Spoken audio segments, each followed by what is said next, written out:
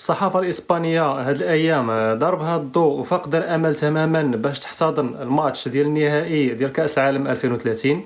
وعلاش هادشي كامل؟ اللعبة كاملة تبدلات ملي دخل الرئيس الأمريكي دونالد ترامب على الخط. التقارير كتقول باللي الطرح سخن، والإسبانيا ما بقاتش عندها ديك القوة باش تقنع الفيفا تلعب الفينال في مدريد ولا برشلونة. علاش؟ حيت ترامب ما راضيش على السياسة ديال الحكومة الإسبانية، وفي نفس الوقت السيد معجب بالمغرب وكيشوف في المملكة حليف استراتيجي قوي وموثوق في العالم. هذا الخلاف السياسي كامل جاء في الصالح ديالنا.